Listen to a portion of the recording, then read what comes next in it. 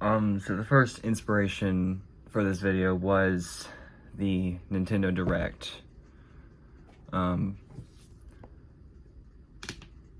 Specifically the Wave 5 sneak peek that we got during that trailer. Daisy fans, we won. We can talk about Super Mario Bros. Wonder, but that's not what this video is about. This video is about Wave 5.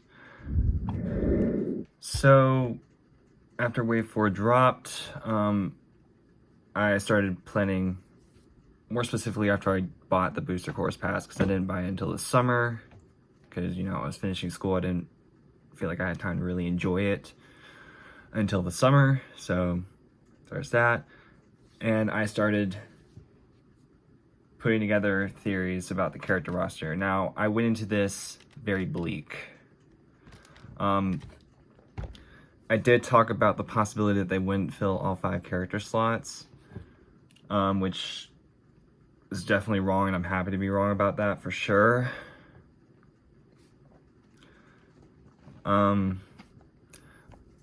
the reason I'm embarrassed is because instead of basing my predictions on, like, characters that actually had a chance, characters that people actually liked, whatever, I based it off the roster theme that the original 42 kind of carries. So what I did was I moved Birdo to the second character slot so that she would be in the same row as Yoshi, and you can probably guess who goes in that first slot. Pauline, a main human character. And so I also kind of gave these characters like weight classes and rivals or opponent, whatever it's called, for the game. Pauline's rival would also be Donkey Kong, throw another character, but definitely Donkey Kong. And then she would be in the Rosalina Kimberly weight class. And then obviously this got even more bleak with the third slot, because that's the clone character line. Instead of a clone of Pauline, I came up with just a clone, and if we did have to get another clone, I'd want it to be a clone of Luigi, so I picked Gooigi from Luigi's Mansion 3. He would definitely be lighter than Luigi, like he could be in the Tanuki Mario, Cat Peach, any of those weight classes. Literally any weight class below Luigi. King Boo, maybe like Gold Mario, Metal Mario for 2 rivals. And then the next row is like the big bads, even though Donkey Kong is not really a villain anymore in the Mario series. So this is where we kind of got the Diddy Kong, Funky Kong toss-up in my prediction list. Diddy Kong would probably be in the same weight class as Bowser Jr., with rivals being Birdo and Dry Bowser. Yeah, I can't really explain my reasoning. Oh, yeah, well, Birdo for Mario Kart Wii, Birdo did not get a Staff Ghost, and what my cousins and I thought should have happened was Birdo gets Maple Treeway, and then Diddy Kong gets N64 DK's Jungle Parkway. So Birdo gets a course, Diddy Kong gets a course. Donkey Kong does not really need 2 courses. I mean, what's even the point of getting Funky Kong DK Mountain? And Funky Kong, I put Funky Kong in the Wario Dry Bowser weight class. Just more muscle mass, plus the fact that he wears clothes. Like, I just think that'd be kind of fitting for Funky Kong to have a different weight class than Donkey Kong. And for the rival, I picked Daisy, because it'd kind of be a nod to Funky Kong and Daisy being the main players in Mario Kart Wii. And then for that reason, I went with Funky Kong, said sorry Diddy. And then the Koopalings row, this was a hard challenge, and I ended up going with another clone, Shadow Mario. because it's like, it's technically, I don't think they're going to move Bowser Jr. to this row to kind of keep that theming, even though Bowser Jr. is the only character that makes sense in the same row as the Koopalings. I did toss around Kamek and Hammer Bro, and obviously we're going to get Kamek, so,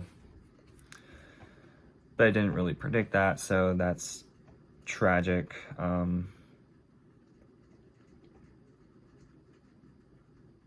Yeah, I said medium weight class for either of those characters, but I ended up going with Shadow Mario. Same weight class as Luigi, and did I actually choose rivals? Mario, Bowser Jr. would be rival characters. I don't think I actually listed that out. And then for the bottom right corner of the roster, this is where it gets really interesting, because in every game, the Mii has been set apart from, you know, the Nintendo characters. Either by being like its own row, or, well, Mario Kart 8 and Mario Kart 8 Deluxe base game is the bottom right corner of the perfect shaped roster. But obviously we're going to get a character in this slot in Wave 6, and, you know, that's going to kind of ruin where the Mii is, because I don't think they're going to move, like I said, they're not going to move any of the original 42 characters, that they would have already done some shifting probably and put Birdo with Yoshi.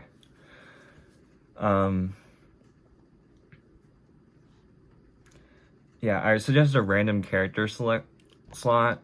Some people haven't, that's another bleak thing, is that Nintendo could easily get away with only giving us 5 total characters if they made that extra space a randomizer, which we haven't seen since Double Dash.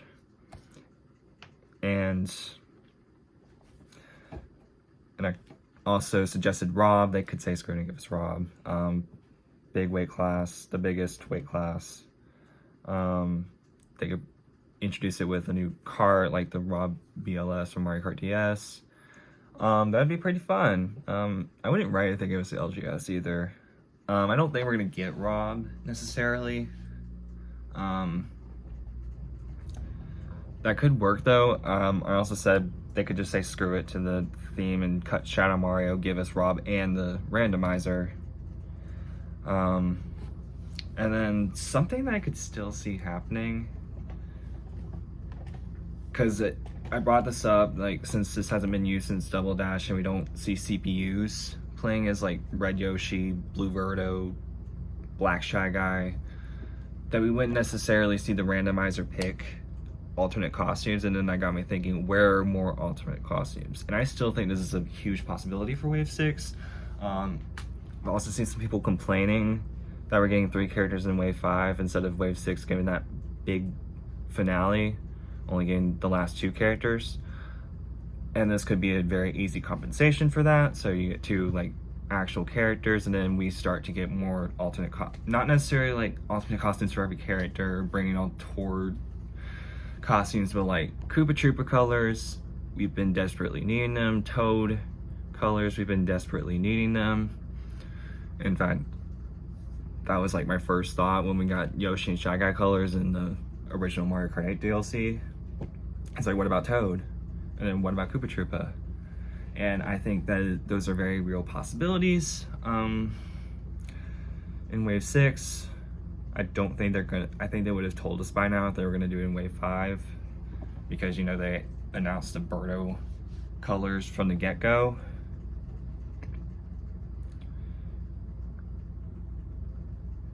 Yeah, obviously this prediction did not age well, because none of the characters that I predicted got slots in Wave 5. We got Petey Piranha, Wiggler, and Kamek, all of whom I am excited about. And I'm excited to see how these characters will play in Mario Kart 8 Deluxe. We know that it's going to be Petey Piranha and Wiggler are heavy, and Kamek's medium. But, you know, which medium and which heavy those characters fit in will be interesting to see. I never liked that Wiggler was a, you know, the lighter heavy class. You know, a lot of people took out their anger that Waluigi wasn't in Mario Kart 7 on Wiggler, since, you know, Wiggler's in the weight class that Waluigi would have been in. But the fact that and I understand that, like, Wiggler's, like, skinny when you shrink him down to fit in a cart, but you're shrinking him down. So, like, why is it here that you're literally shrinking down? Why you just don't shrink it down that much? Just don't shrink it down to the point that it's not one of the heavier characters in the game. But yeah, that's that. I'm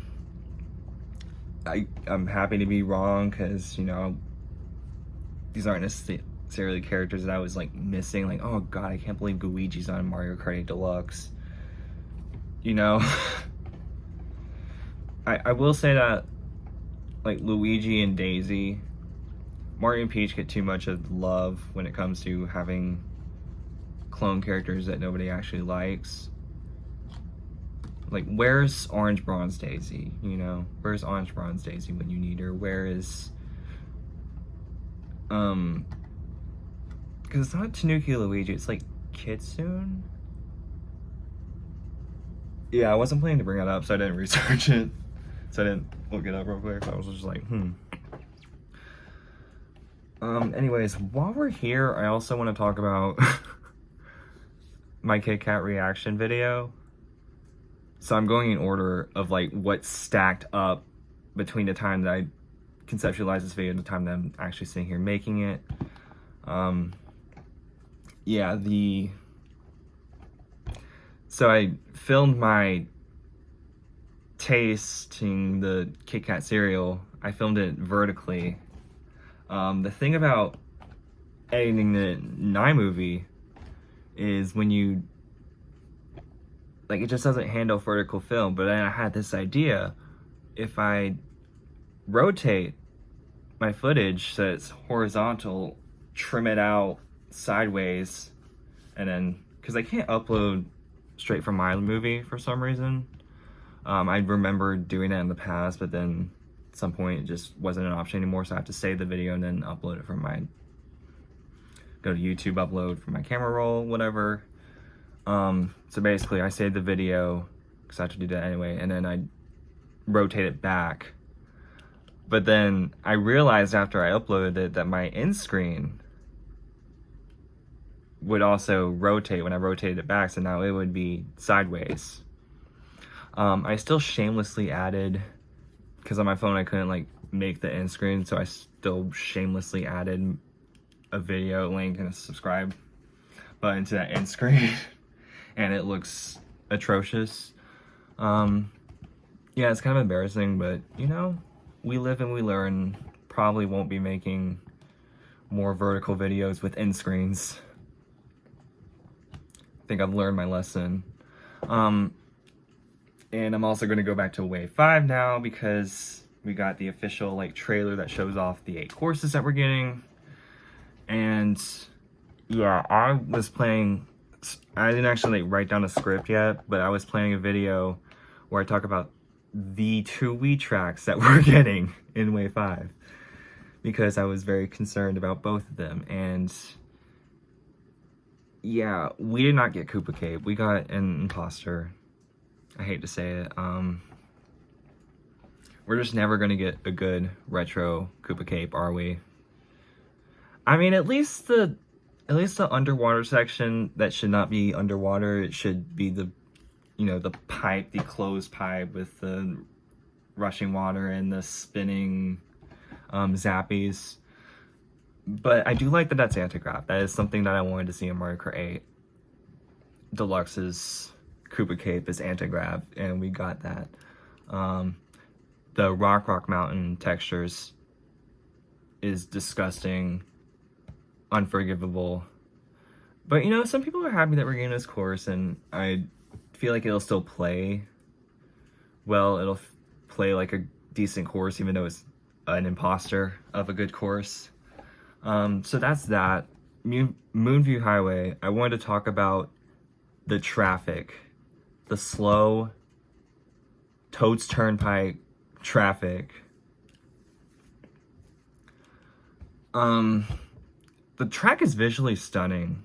Like, I'm like, I'm not upset about the city having that more, like, New York Minute-esque type. I'm not upset about the, like, more cartoony posters rather than, like, the Mario Kart Wii, what Mario Kart Wii had. I think the visual changes are amazing and immaculate, and that might even make me forgive the slower traffic, because that's what I was worried about. And, you know, we saw the slower traffic before, and I honestly think it worked in Shroom Ridge, because even though Shroom Ridge is a traffic course, the traffic's not really the focus of that course. It's the ridge.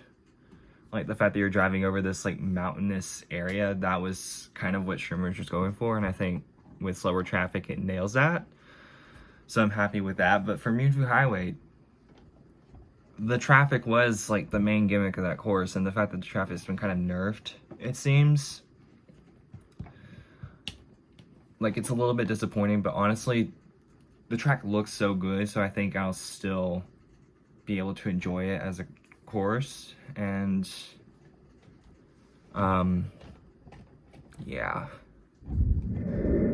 I'm also going to go ahead and tease. So I'm recording, it's 11 p.m. right now, and I'm not going to film my reaction to Speak Now Taylor's version. I'm just going to stay up, listen to it. Yeah, I just think that's the best thing. I'm not going to really react to it. I might even decide to wait off on the vault tracks, because I did that when Red Taylor's version dropped. I'd listen to the regular album pretty quickly, but then I put it off way too long, but I did, like, wait for the vault tracks. I was like, I'm not ready for them. I can't remember how much later I listened to them. It wouldn't be too long waiting for the vault tracks on Speak Now, but yeah, we'll just see how that goes. And so I have another video. It's my Taylor's version theories, like my theories about how she's going to handle the remaining Taylor's versions, and it's most likely wrong, so I am pushing myself to get that uploaded before it's confirmed to be wrong, like my character prediction theory for Wave 5 and 6. But yeah, expect a Taylor Swift video about the remaining Taylor versions before we get too deep into the Speak Now era, like next week, hopefully. And I'm aiming for Sunday I'm going to do a cover of one of the Speak Now songs to kind of celebrate us having Speak Now Taylor's version. And, you know, like, I'm aiming for Sunday. It could end up not happening. I will try my best, though. That's what I get for fidgeting. Anyways, yeah, thanks for watching. Have a good night, day, week, whatever, and I'll see you guys next time.